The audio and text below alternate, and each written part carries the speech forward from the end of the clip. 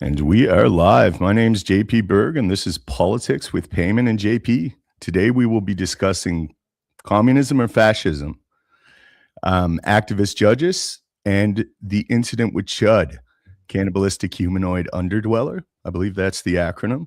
We'll go right over to you, Peyman. We'll start off on topic one. Do you want to lay out how we want to frame this discussion? Sure. First of all, how's it going? The reason I said we should start with communism or fascism, we throw those words around and they just mean nothing now. And looking at what's going on with Trump, what's going on in the Middle East, and this recent China trip, I see it as it's almost like an aristocracy that's formed. It's a global aristocracy of financial interests that have hijacked our democratic system, and to the point where there is no democratic input, there is no political way out of this. So I wanted to start the discussion there. We can call it whatever we want, but that's what I see it as, a financial aristocracy. I agree with you. And even though they may have disagreements, we'll see wars, we'll see trade disputes, never forget, people, that they have more in common with each other than they do with us. They don't want us to realize that we could potentially have it better. That's my own theory. As for the terminology, communism and fascism, these words have lost all meaning. It's not just that they've been distorted. They mean entirely different things to different people. They're used with this cavalier regard. Like, you hear people that have no idea about issues like this spewing out words like communism and fascism. So yeah, I think it's a great topic, honestly, to try to clarify at least how we define it. You know, like communism, I understand it can be international, but it has some sort of national flavor to it. Like you're trying to protect the people. So you could say China is in some ways communist, or not even communist. Like they're trying to keep out the outside forces. They're shielding, protecting their internal economy, their markets, their capital markets. And Russia's kind of doing the same thing. They have a state capitalist economy, but they are keeping these vultures like George Soros out. So I don't think this is communist. This is pure plunder. And fascism, again, I'm not an expert in this stuff, but fascism to me is when the state is above all these corporations. So it's probably private partnership, but it's like a Mussolini heavy-handed, whatever the state says, or a Nazi Germany where Hitler, regulates the corporations. This is a corporate takeover of all of society. Yeah, I agree with that entirely. I often say neo-feudalist more than anything else, and these words haven't just merely lost meaning. They're kind of presented as extreme ends of either side, right? Like you're the fascists or the communists, and I just think that's very unreliable and inaccurate. Fascism comes from Mussolini, the fascist party, and it's what it means is fascista. It's like a group of sticks. So instead of one stick, a bundle of sticks is stronger. So that's where the word comes from. But it's a public-private partnership with an authoritarian top-down system, and it is for the state. What we're seeing now, and then communism, to contrast that, generally with the Bolsheviks revolution and with the Maoist revolution, it was when there was a revolution fomented. Like that's what it's predicated on. It's the proletariat or the working class overthrowing the bourgeoisie. And that's kind of, so if you don't have that element, it's not really communism. It's more fascism. Now when I look at this globalism, I think of it as international fascism. Like they got the public-private partnership across various nations, and they might not have this like nationalist, the state is everything, but they do have this a similar ethos where like the globalist order is everything. And they push in orthodoxy. So it's in my estimation like an international fascism that we're seeing. Yeah, but like there is no more public, really. We were talking about this yesterday. There's public insofar as they want to redirect our wealth, our labor into their bank accounts. But thereafter, it's all private, and it's not private. Some poor landscaper or bricklayer has a private company. I'm talking private financial interests, like either BlackRock or the central banks, whoever owns the banks. Like we're talking billions and trillions of dollars, and they're just it's a pay to play system in the US that somehow they've managed to do it in Canada as well, even though federally it's not pay to play. And they've taken over everything. It's just um it's a private non-partnership. It's all private. Yeah, essentially, and we're at the mercy, and aristocracy and autocracy and oligarchy. All of these words are relevant, and I'll tell you, in my estimation, they're far more relevant than communism or fascism. Communism or fascism is kind of seen as one is the far right and one is the far left, and I just don't accept that. I think that's what keeps us confused about this, and it's not that confusing. We have let a group in our society consolidate power and influence. How did we do that? Well, we gave them the express right to create wealth out of thin air and loan it at an interest rate. So I mean, that's like the ring of power. That's too powerful for anyone to have that responsibility on their own, especially a private banking cabal. You regularly cite 1913 as the beginning of the end, the Federal Reserve. Uh, that's one of the beginnings. I mean, you have the Federal Reserve is not even a bank; it's a cartel like OPEC that the other banks hide behind. And I don't know how they swindled the people into say, instead of printing money for free, why don't you let us do it at exorbitant rates every time? Like I don't know how they got that across. But I also point out 1971. Going off the gold standard. So the financialization began. I think it was the same year or thereabouts. They started introducing credit cards, normalizing that. 1973, I think abortion got legalized. So it's just like they've hollowed out society. Okay, the abortion thing's not financial, but you see where I'm going. Yeah, it's indicative of broader societal changes, like the liberalization of the marriage laws that happened in the 60s. So with the 1913, the passage of the Federal Reserve Act, how they got that across was like really shisty, man. They did it in like late December, right before Christmas. Most of the Congress was home, and travel wasn't as convenient then, so they would leave for longer periods of time for holidays, and they pushed it through, man. Some of the people that were against it were said to be on the Titanic. I'm not going to get into the conspiracy lore, but this isn't a conspiracy theory. There's conspiracy fact here. I'm talking about monetary policy, and it's all documented. The Federal Reserve Act let these financial interests start to really wane their influence. And like you mentioned, 1971, Nixon took us off the gold standard, and that allowed the inflation and the robbery of our countries, the taking from the middle class, the eradication of the middle class, the decline, and then inevitable it's being eradicated, and then pilfering the working class. Like living standards are going down. Yeah, I wanted to bring something up, and I forgot. I swear it was something really relevant. Oh, 1913, the Federal Reserve. We're seeing that again with the Clarity Act, and I don't pretend to know exactly how this works, but they want to introduce stable coins that are backed by the U.S. Treasury. I think they want to they know that they have a debt crisis and they can't sell these treasuries, and they want to get people to buy them. It's exactly like what happened in 1913. The people just they're not aware. We are 116 years, 113 years past the Federal Reserve, and we're making the same mistakes again.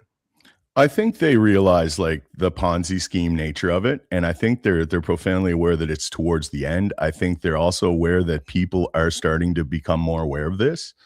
That's why they're desperate to keep us in this left and right thing, just arguing with one another. Because if we really start to rationally look at the world, the problems stem from finance, high finance. It's not really. It's above our nations. So I mean, it's yeah, man, it's pretty crazy. Is there an answer? The big thing is what are they going to do to hold on to their power? It's like you were saying, the Clarity Act and the introduction of stable coins and all this.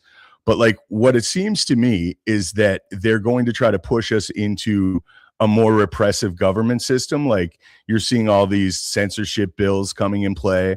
I think they're going to force us onto a state-controlled digital ID and central bank digital currency. I think that's ideally what they want.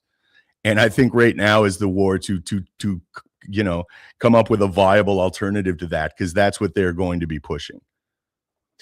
Right, but they're not hiding it anymore, which is what worries me. This isn't like 2008, the financial crash. They were actually scared, I think, during the Occupy Wall Street movement, and it took them several years to get their act together to disrupt that movement in general. And that's what LGBTQ was. With now, it's like, yeah, why don't we just go into Venezuela? We'll go into Iran. We'll create the environment that's necessary for us to go to China, and we'll bring in our new world order. If Peyman and JP complain, we'll tweak the algorithms. Well, that would have been really hard to do without a Trump figure, without such a polarizing figure that was presented as the hero that we need. I think it was in Tragedy and Hope. They said when the public needs a hero, we will provide them with one. So Trump was the hero that we needed. And then when he got in this time on his second term, he just 180'd, and he's doing the bidding of this financial oligarchy. That's just very evident to me. So I mean, it's like Catherine Austin Fitts said, like, how could you get right-wing Americans, right-wing gun-owning Americans to agree to have government agencies in the streets rounding people up? You have to frame it in the immigration thing, and then you have to kind of manipulate them essentially. And that's what the 20th century was. When I look at it, it was them refining their psychological operative systems and procedures. It's just been a refinement of this. And when I look at social media, I think it's like a sophisticated algorithmic propaganda tool to kettle us and keep us keep us divided instead of coming to solidarity regarding some things. Before moving on to the next topic, I wanted to touch on one thing. There was an incident where somebody got fired from a university for their political beliefs, but the BC Human Rights Tribunal refused to acknowledge that. They said conservatism is not a political belief. And I wonder if the powers that be, in order to cause division, they're leaning on these political apparatchiks like Trudeau, and they're like, okay, appoint hardcore left-wing people into these quasi-kangaroo court tribunals to push this crap to further divide society. So it's not just an accident that you got these psychopath retard activists in administrative positions. I'm smiling because I think you're extremely right. Like, that's exactly how I see it. It's a strategy of tension. So they pull back this elastic band to the left, and then it smacks back to the right, and they want this. That's how they kettle us. That's how they hurt us. And I've been noticing this pattern. I've written articles about it. I've explained my thoughts on it extensively to you. But I mean, that's exactly how I see it. I think this is how we're played. Ultimately, none of, like, the left or the right, the Republicans or the Democrats, they're not doing anything different, and they're under the banking class. And that's what we don't realize. People talk about sovereignty. Even you look at the Alberta Sovereignty Project, like, are you really sovereign if you're beholden to the exact same banking interests? Or do you just, you're able to kind of make some more laws or whatever, make some things that benefit you more, but true sovereignty doesn't exist with this banking oligarchy. I was listening to Simon Dixon, and he's kind of all over the place, and he's not a good communicator, but he's described how this deal with China to let them come in and put in $1 billion or $1 trillion investment in the US. And he said what happens is when that money you're investing in, you're buying shares. And when you buy shares, you have voting rights. And when you have voting rights, you can vote for where money goes to lobbies. And lobbies is where all these bills come in, and they go to the politicians and they say, yeah, we'll donate, but you have to support our bill. So now the Chinese have come in and they backdoored their way into the country, and they can take over America in a way that America can't take over China, because China is closed. You can't buy shares in Chinese companies. And he said, if I'm not mistaken, he said the corporate economy in the US is 63 trillion. Somehow he measured it, so it's bigger than the actual government. So that's how they've taken over the government. It doesn't matter who you vote in. It's that money in those shares paying for those lobbies that controls the direction of the state. 100%. Look at APAC. You know what I mean? Seriously, like the Chinese boogeyman, I get it. And I'm not trying to trivialize China. China's a major player. But like, when I look at everything right now, I think China is being played off on us like this big boogeyman. Everything is predicated on, it's the Chinese. And it's like, the Chinese are are utilizing trade. They want the Belt and Road Initiative. They want to focus on infrastructure and not controlling, but bringing stabilization, you could say, through trade. There's nothing within the modern Chinese Communist Party to say that they're looking to influence or own North America. I don't see that. I was watching Scott Horton, who was finally on Joe Rogan, and he was getting into the details on this. And it's like it's hard in the West to see beyond the immensity and the influence of the propaganda, and then other people's interpretations of things. And I'm not. It's again, I want to qualify this. I'm not playing down China as being a threat.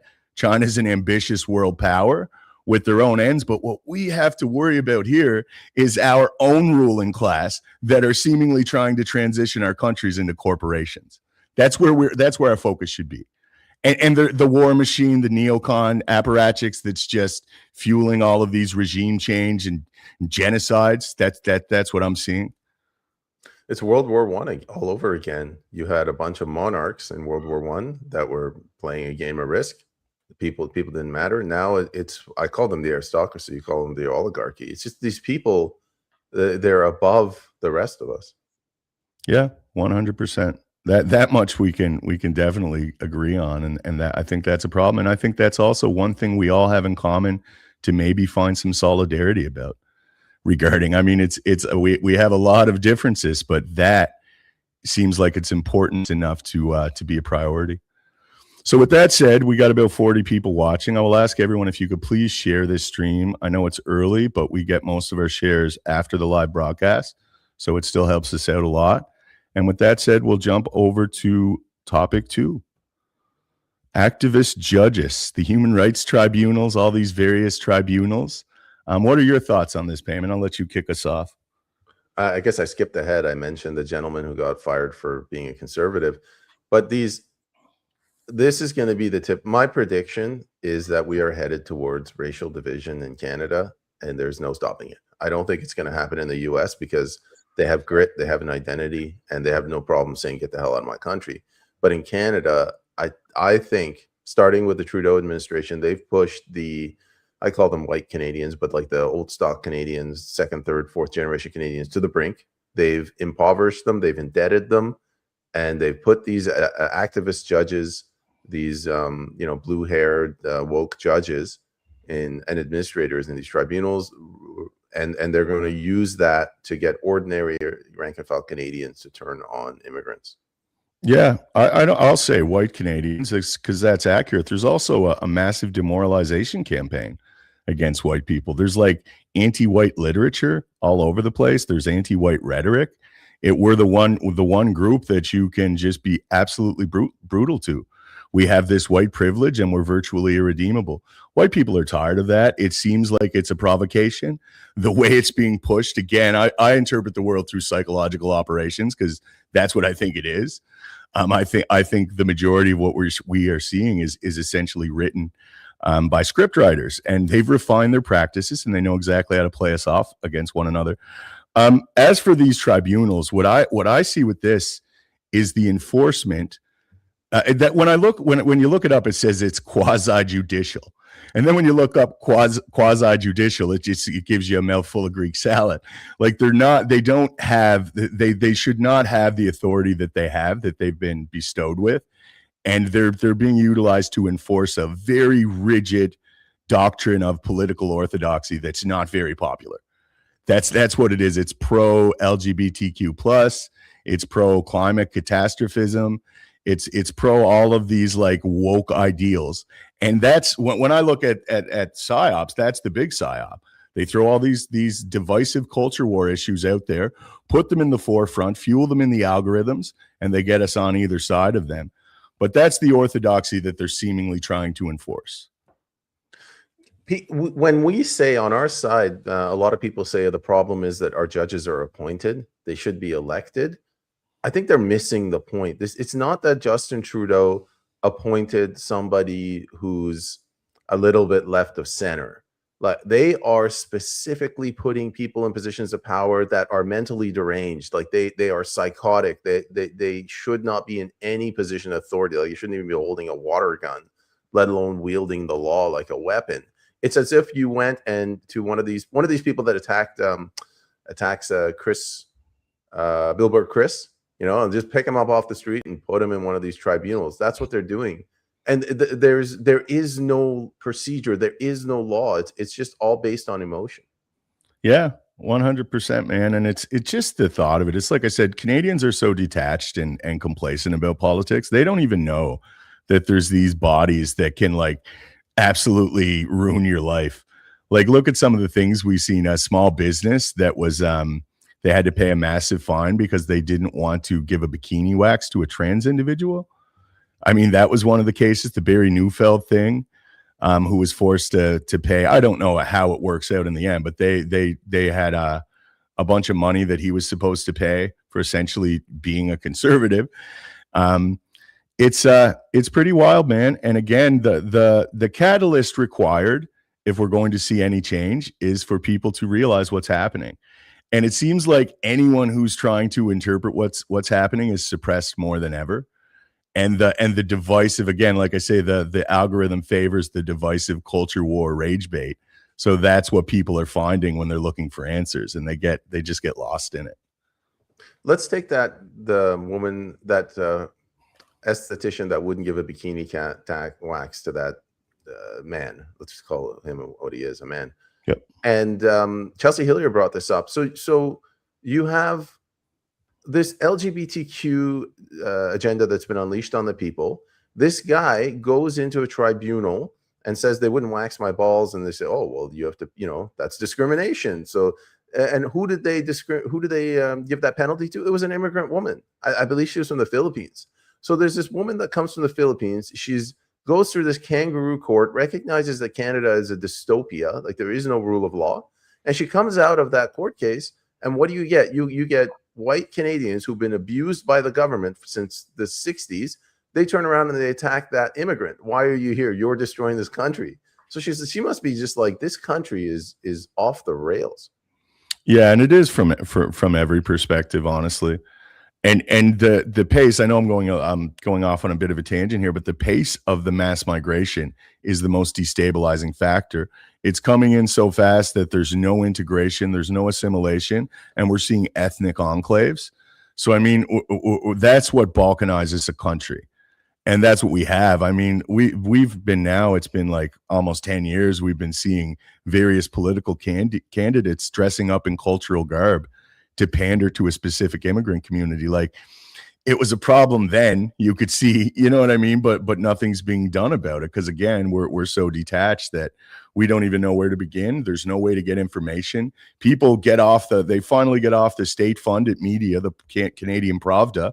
They get on social media and everyone's fake there too. And they're the people that are fueled, right? So it's we're up against the wall, man. Before we leave this topic, you talk about the strategy of tension. So for audience watching, that's like you're funding both sides of a war abroad, like the Israelis and the Middle East, the ISIS or whatever. And then, but there's other tools in their toolkit. There's stolen elections. They can rig elections. There is counterinsurgency. So you go in and you just start spreading propaganda. Well, typically this stuff is supposed to happen outside of your country in a faraway land. But now it's coming home. They're stealing elections. Counterinsurgency, they're just calling it, dis and malinformation and censorship. And the strategy of tension is, as you put it, is what these tribunals are. Yeah, I agree. I never really thought of it in that framing, but you're absolutely right. And it's like you said earlier, that's why they're looking for the uber woke person. They don't want functionality. They don't want someone who's reasonable, who's going to try to interpret things in a fair regard or even believes in fair as a concept. They want extreme elements, so that will provoke the other side. Because that's what they want right now, clearly, is some kind of domestic chaos, for sure. If you want to go to the third topic, I'll let you take the lead. Well, it's good, too, because it's funny. This Chud individual, he's a live streamer. He walks around saying provocative things to Black people in America, and he kind of provokes a reaction, and then he further gives them slurs. Now he's framed this in, oh, well, it's free speech. and a word shouldn't provoke violence. I agree with him. But I mean, when I seen him right away, dude looks like Wyatt Earp from Tombstone, like Kurt Russell. He's got that big Wyatt Earp mustache. He looks, honestly, and I don't know, so this is entirely speculative, but he looks like he's from CIA Central Casting. And he's put there in one of these strategy of tension ops to just destabilize race relations. But this guy, we did a show of PST, you, Chris, and I, and when he first came on the scene, I called it out. I said, I think this guy's some kind of a big op. And now, like, seeing the attention it's getting, and like, they don't care what side of this you get on. They just want you discussing and disagreeing. And that's kind of seemingly the premise. And even if this kid wasn't hired, he was influenced by this climate, by this fomenting the extreme sides of this division. And that's what's pushing a lot of this. It's like they don't even have to directly do it because the algorithms do it. Yeah, yeah, it's the algorithms. If you talk to people, they'll regularly say social media, like you can't use it the way you used to use it 10 years ago to get your message across. It's completely controlled. They are fueling the division, but partly they're fueling the division because they want to destabilize society, but they also want to distract people. So take the Iran war. They wanted that war for, I think BlackRock wants into China's markets. That's what they want to be able to. America's a financialized economy. They don't export anything other than dollars, and they want to be able to sell that into the Chinese economy. To do that, you need the Iran war. So why don't we bring in a shit ton of Muslims, piss off all the Christians, and then we'll get the Christians to support the Iran war. We'll piss off women by lying to them that all men hate them. We'll get the feminists to support the war. Like they are playing on people's emotions. I think that's a big part of this. 100%, man. We've been at the mercy of these social engineers since the 1960s. Right after Kennedy was whacked, that's when you really started to see everything. Like we mentioned earlier, the liberalization of the marriage laws. We were off the gold standard within about 8 years after he was assassinated. You've seen, I believe, the Great Society welfare legislation, welfare reform. So it was incentivizing single motherhood and within the Black communities, destabilizing everything. You looked at the 60s counterculture movement. I look at that entirely different now, man. I was a fan of a lot of the music that came out of that era. But I think for the most part, it was an operation to bring people away from Christianity. And it's like I referenced before, it's like kind of a Dionysian aspect of it. There's like no consequence, peace and love, celebration, dancing the world into existence. And that was a powerful and alluring thing for like conservative America and Canada at the time. And it was appealing to kids. And that's kind of how you seen the culture start to swing. But just to explain what happened with this Chud individual, I'm not even sure of his real name. He goes by Chud the Builder. But evidently he was at a court case, and there was a Black individual there that noticed him and said, you're that guy. Don't go calling me the words that he used, or I'll get on you. You know what I mean? Like I'm not going to tolerate that. I have PTSD. And from the story I'm hearing is this Chud guy was trying to walk away. The gentleman ran up. They ended up getting in an altercation immediately, and he was trying to wrestle the gun from this Chud guy. And the guy got shot a couple times. He's still alive. And Chud shot himself in the process. And now the court case and the ensuing court case is kind of like what's garnering all the focus. Like I've never seen anything dominate the algorithms the last couple of days like this incident. Everyone's weighing in. Everyone's getting into the specifics without even realizing what's going on here. It's a mob. It's like a mob mentality. This is what you see in the bazaar in the Middle East, when a woman comes in and she's not covering her hair, and then all the people mob her and stomp her, and they're doing it through the algorithm. I want to ask you something totally off topic, but I heard that a lot of that is exaggerated. Like in Iran, if you're going into a government building or something like that, or a religious building, the women cover their hair. But walking around the streets, like there's not morality police on every corner enforcing this orthodoxy. Is that accurate? I think so. I haven't been back since 2014. I think in the 80s and even 90s. Look, Iran started as an Islamic revolution. Now it's a military dictatorship. Somewhere along the way, they realized, this is what the hell are we doing here? These people don't want it. All we care about is, power, money, and with that, drugs and sex and alcohol. So let's just let the people have whatever they want, which is unfortunately sex and alcohol and drugs. That's all they do in Iran. And there's still the facade, like the women wear their scarf, but it's just, it's not what people think. It's not Saudi Arabia. Go to UAE, like the women, they look like ninjas.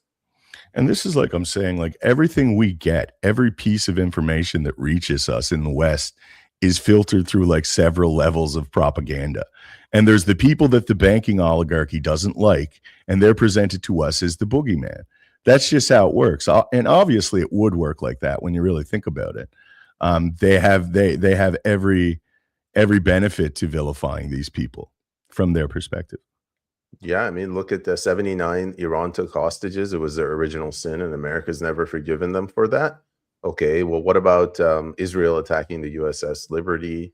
What about Saudi Arabia with all those Saudis slamming into the World Trade Center? It's not consistent, but they are consistent in their repetitive messaging, and it gets through to people. Well, they're consistent in their tactics too. False flags. You know what I mean? Like everything is done with the next move in mind. They're playing chess against the people and against other power interests. I think if humanity is going to progress from here, we have to get these bankers out of there, man. Somehow, and they're going to fight like we've never seen before. But somehow we have to have monetary reform, because anything else is insufficient. We could switch all the players out. We could switch all the names out. We could call the systems of governance something else. But as long as this oligarchy above it all remains intact, then it's just going to be the same shit all over again. I agree, but nobody else is listening. Yeah. And unfortunately, this type of messaging isn't as sexy as some of the provocative rage bait and culture war bullshit. Yeah. Comments? Yeah, let's hit them up. Do you want to take over on the questions on this episode? No, it's all you, buddy. All me. It's not very nice, Peyman. Okay, I don't even want to be here. The BRI is essentially dead. Failed projects. That didn't come up. The BRI is essentially dead. Failed projects everywhere. Belt and Road Initiative. Yeah. Jason James, he's a China hawk. I'm more of a China dove, but he was pointing out that America's hit a whole bunch of the Belt and Road infrastructure in and around Iran. I actually agree with that. I think America has reasserted its position as a maritime power and has forced China in the position that it can't as easily trade on the land routes. And Russia with the north-south corridor for the pipeline. But this is really tragic. Venezuela and Iran was just an attempt to pressure China into, I think, opening up their markets to BlackRock. Yeah, that's as good of a theory as anything. Anything I've heard. As for the Chinese, they'll continue building. They're playing the long game. They've been thinking long term, and the Western leaders, where it's just like profit for whatever fiscal quarter, it seems like just this short-term thinking that's getting us in deeper trouble, really. Right, but you use the key word there, Western leaders. This isn't America. It's just Western banking interests. Mm-hmm. They control the entire globe except for China, Russia, North Korea, and Iran. Everything else belongs to them. Yeah, and this is the neocons. Neoconservatives in America represent that aspect of it. They represent the global empire. They don't care about Americans. They don't care about America First policies. They care about the this banking oligarchy, essentially. So we have subject zeros again. Racial division is the point. When they have enough chaos, they will propose sweeping measures to DEA. Drug Enforcement Agency or DEI? What is DEA? It could be a typo, but I absolutely agree with that. We've discussed that frequently on the show. It's like a problem reaction solution, which isn't technically a Hegelian dialectic, but it's in a dialectical pattern, and that's what they do, right? And I think we've mentioned before too, like the concept of anarcho-tyranny. It's to kind of you get rid of the rule of law. That anarchy is just, it makes people more malleable or pliable, and then they come up with the solution, and then everyone's like, of course, yeah, we'll go for that solution, because they just want an end to the crime. They want the restoration of normalcy over anything else. Just to follow up on subject zeros, yeah, climate change is dead. Trump killed it. LGBTQ people are fed up with it. They need a new frontier, and I think racial division is perfect for them. Yeah, they've been playing all of these things on the back burner. That's what they've been doing. Like these are all everything that we've seen with the culture war. And I've mentioned this theory before, but I think when you've seen the Tea Party in America coinciding with Occupy Wall Street, I think they were really afraid that we're all going to see past the left-right pattern, that we're all going to start actually finding solidarity and challenging this well-entrenched power system. And that's when the psyops were kicked into absolute retard.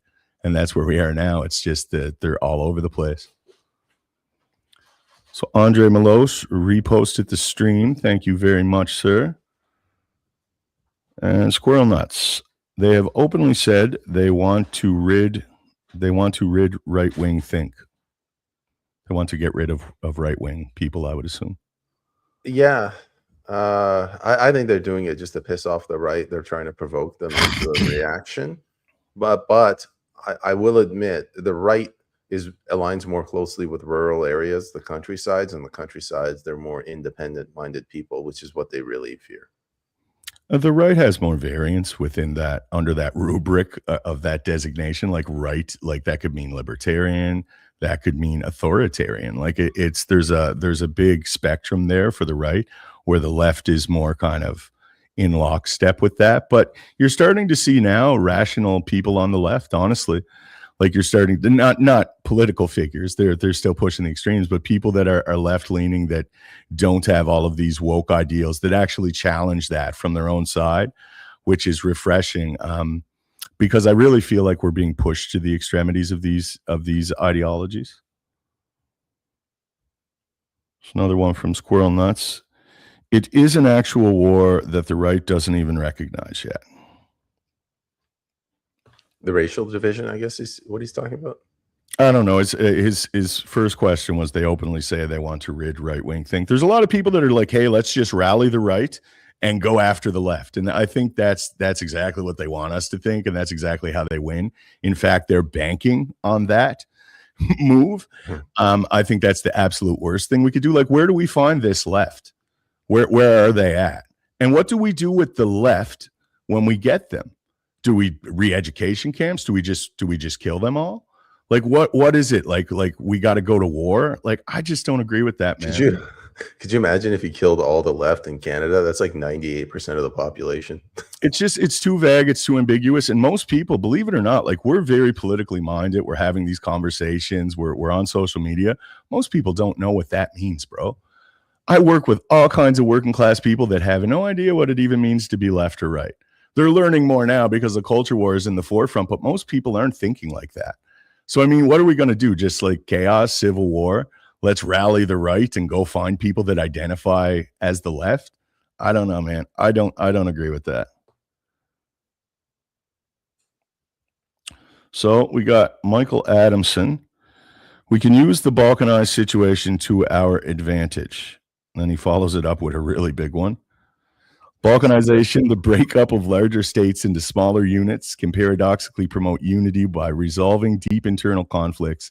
Forcing incompatible groups together often breeds resentment and instability. Smaller, more homogenous entities allow self-governance aligned with local values, reducing tensions. Once stabilized, these units can form voluntary confederations, trade pacts, or alliances based on mutual benefit rather than coercion, decentralization, a soft form of balkanization. Yeah, the word that he used that I would agree with is decentralization. I believe the founding fathers in the U.S. they believed in decentralization. Like the power structures have to be as close to local as possible. You can't bring in officers from a different township. You can't have a judge in a completely different state, county, or the federal jurisdiction making decisions on land use. Like, you can't have somebody in an urban center making decisions for people on the countryside. That to me, that's the problem we're facing right now. I kind of understand what he's saying. I don't. I think it's optimistic. I hope he's right, and there can be some kind of solidarity or unity found. But the historical recipe for destabilizing a country is balkanizing it. Massive or radical demographic shifts is the most destabilizing thing you could do to a country for obvious reasons. And through history, that's just been reaffirmed constantly. So I don't know, man. It's very optimistic. I hope you're right, Michael. So, and another one. BlackRock is already into China. They are perhaps running hot using Aladdin. Right. What I think, first of all, non-Chinese citizens can't buy stocks in Chinese companies. You can buy fake stocks through Cayman Islands Front Company, but China can always just violate that. Be like, what are you going to do? Sue me in the Cayman Islands? Good luck. We're stealing all your shares. And then I also don't know. China protects its citizens, love them or hate them. It protects their citizens from foreign financial interests more so than the West does, and I think it's because of the opium wars. Like, they see what happens when you let foreigners come in and push you around. Yeah, I think they're protecting. There's more protectionism there. You got to when you look at China, like after the devastation of the Cultural Revolution, one of their subsequent leaders, there was a short interim leader, but then it was Deng Xiaoping, and he appeared on like Time magazine in the '80s with Henry Kissinger. So I mean, a lot of this was set up by this like a BlackRock type money. And I think that has a lot to do with it. But what it's seeming to me, and this is entirely speculative, is that China has some semblance of sovereignty over this order. I don't see them as one and the same. I think there's vying powers in this right now. So rock and roll was 100% social engineering, but it backfired.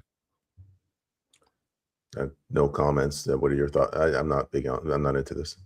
Yeah, I mean, I don't think necessarily rock. I think music was and the popularity of like records was an outgrowth of the technology available. You had record players, you had jukeboxes, and then I think there was like touring music circuits at the time that were making a lot of money. The first real huge celebrity we've seen would be Elvis. I still look at that as a natural progression.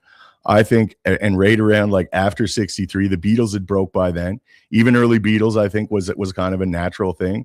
But that's when they started psyoping it. That's when you started to see this hippie culture arise. And it was in line with a lot of other things that occurred through the '60s. The '60s is a decade to understand if you want to see what the government is capable of. It could also be the transition from a rural agrarian society to like a full-on industrialized one, whereas before it was, here's a plot of land your parents gave you, grow some food and try not to starve. And then the narrative changed to like, Jimmy had to get out of his town, and rock and roll was the only way that he could do it. It's not Jimmy was also a farmer and he had a family. It's he had to get the hell out of there. Yeah. It's interesting though, and again, man, I like to read about this. I like to speculate about it, but I'm obviously I'm not sure. I'll qualify that as entirely speculative. You guys should at the beginning say the date of the podcast. To be honest with you, we try to keep it pretty quick and brief and just get into it. We announce that we're live, the topics, and then we get into the conversation. But it's something to think of. Clown World, loyal viewer, reposted the stream. Thank you very much. And that's about it for questions.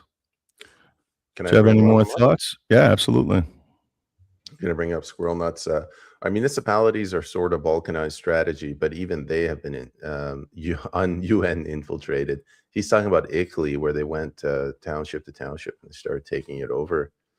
These people will never stop. Like, no matter what you do, they will find a way to get in. And I guess the only solution is eternal vigilance. Yeah, and it's there's a perpetual dynamic between the ruling class and the people, and that's constantly there. And if they squeeze too hard, even the most oppressed people will rise. History have showed us that over and over again. That's just the nature of things in my estimation. But at a municipal level, at a provincial level, at a federal level, there's influence. There's broader, there's external power systems that are influencing all of these policies, and we're very much being manipulated, and people aren't willing to go there. That's the worst part. So not only are they disconnected, they're not willing to go where we need them to go to see the problems, because again, there's no vetting this. And people say, where's your evidence? It's like, well, there is no evidence. There's a preponderance of circumstantial evidence. If you're not, room temperature IQ, you could probably discern that there's, these external power systems. But again, man, what's the answer? Let me, we got 15 minutes, no questions. Let me go on a tangent. I'll bring it back, I promise. Hit it up. Yesterday, Nico had an interview with Frances Widowson about her ambush journalism at the hands of that CBC account, CBC show. And I think they're trying to normalize that now. This is they're pushing new frontiers. So it's not just enough that they smear people. They have to bring them in under false pretenses, get some crazy lunatic leftists to attack good people on air, on live TV, on recorded TV, and then try to piss off the right so that the right also escalates. What were we talking about? I had a way to tie that back to what we were talking about, but I think that's the new frontier that that it's going to be the new normal. Yeah, I agree, man. I've been seeing this for a long time. I thought it's been evident for a long time, and I'm like, that's the catalyst. When people realize how synthetic all of this is, even the arguments, like, I'm not saying the issues aren't relevant, they make them relevant. They push them to the forefront. They're provocative topics that hit you at like a core level. They know exactly how to manipulate us. They've perfected their procedures on this, and that's what we're seeing, man. And you want to be hyper aware, hyper cognizant of that when you're seeing anything, when you're watching anything, when you're listening to people's interpretations. And I'm not saying everyone's being intentionally disingenuous, but I definitely think they're being influenced by this broader pattern. I call it a strategy of tensions, but that's like in a more broad, abstract way, because a strategy of tensions is very specific. Like, they'll go in a city and they will pay some actors to pretend they're white supremacists just to kind of put tension on the other side. But that's what I see happening broadly. That seems to be the primary mechanism they utilize to manipulate us. Now I remember how I was going to tie it back. You said, people aren't paying attention. CBC is not stupid. Well, maybe they are, but the people that run CBC, that invest in CBC, the power elite, they're not stupid.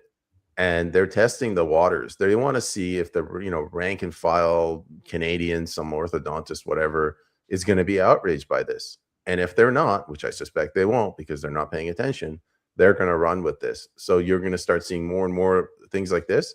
And the irony is, the more people on the right complain and scream and throw a temper tantrum, the better it is. So, like, this is the intended reaction we wanted. Yeah, I agree entirely, and we fall right into it. It's like, I keep using the term tragically susceptible, because it's hard to see beyond making people aware of it. But you look at X and how it works. Like, it's just there's no getting through anymore. And whatever we had for a moment, I think it really scared the ruling class. I think they made Elon put people in to censor it again, because they seen how detrimental it could be, how easy they could lose control of the narrative. And I don't know if we'll see it again. I even see people complaining about YouTube, like deboosting them now. A lot of Canadians especially are complaining about the YouTube deboosting. Like, they have to maintain the narrative. That's the primary way they control everything. So they're not going to, like, there's a lot of people trying to figure out what the next algorithm move is. Oh, I had ChatGPT analyze the code. This is what we want. We want short videos now. And then they try to augment their content to fit into these parameters so they can get engagement. It's like, you're falling for it hook, line, and sinker, man. And that's what it shows them. It's like, how amazing is this?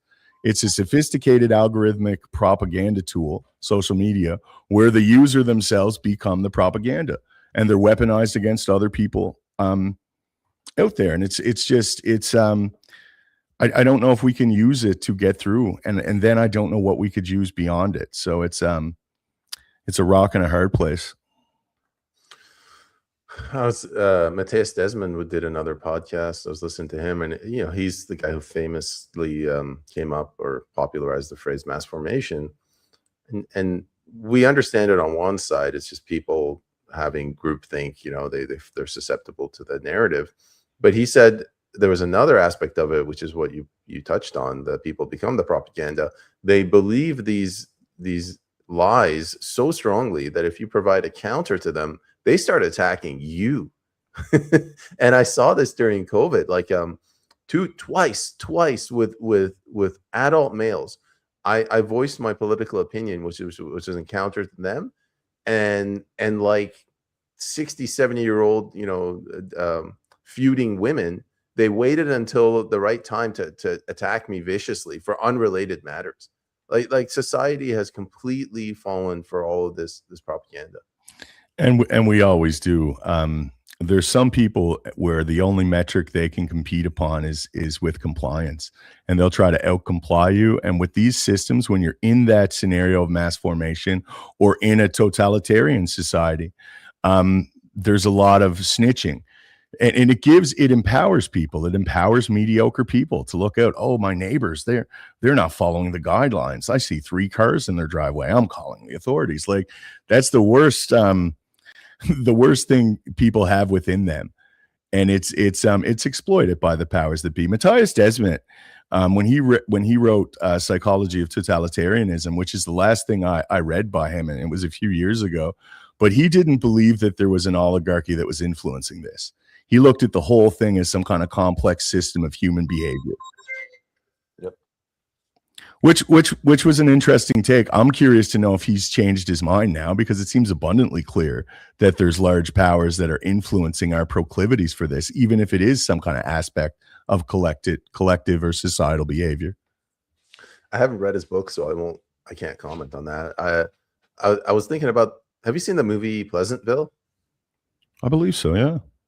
It's about this like fictional town where nothing goes wrong. Like, nobody leaves the town, and the roads, they all go in a circle. So this guy, he comes from outside of Pleasantville. He enters the TV show, and he asks them, what happens, what happens at the end of, Main Street? They're like, well, the end of Main Street is the start of First Street, kind of thing. But they didn't lash out at him like, what do you mean some roads don't go in circles? You're crazy. Whereas in COVID, if you said, this vaccine is not safe, it's not effective, they would attack you. Like they were essentially volunteer agents of the government. Yeah, and that's reminiscent of like a Plato's cave scenario too. Like everyone's chained to a cave. We're watching shadows dance on the wall. One person escapes, gets out, and he says, guys, there's this big world out there, and you guys can't see it. You're not going to believe this. And instead of them being happy that he's informing them, it's the opposite. They attack that perspective with vitriol, because it's challenging their everything. It's challenging their whole conception of reality. And I think it's that profound with some of these narratives. People derive so much security from this fallacy that they understand what's occurring. And even if they don't understand it specifically, they have this faith that there's larger bodies out there, governmental bodies, that do understand what's going on, and they love us, and they only want what's good for us. And that's the most naive person you can imagine. And unfortunately, those people are in the majority. Yeah, no, it's sad, but I don't know. We continue on. What do you want to do? Do you want to end it as comments? Yeah, we can end it there. There's no questions. We went through the topics fairly good. So do you have any parting words, Peyman? I have a feeling that in the next 10 years, they're going to make it impossible for people to live in the countrysides. That's my prediction. Well, that we've been seeing that for a long time. There's so many incentives financially. They're creating disincentives to trying to be rural. So they want to pressure you to push you in, and that's like, are we going to an era of city states where mayors have more power than governors? Right? Like it's very possible. Yeah, speaking of which, I guess final words, Mamdani, I don't know if you heard, he came out and he's like, they told us we're going to blow up the budget, but we've wiped out the $12 billion deficit. What he didn't mention is that he got a massive loan from the state, and then he deferred the rest onto taxpayers. So the lie continues. Yeah, as it does. That's a good title for the episode. The lies continue. With that said, thank you guys for coming out. We will see you next time. Cheers.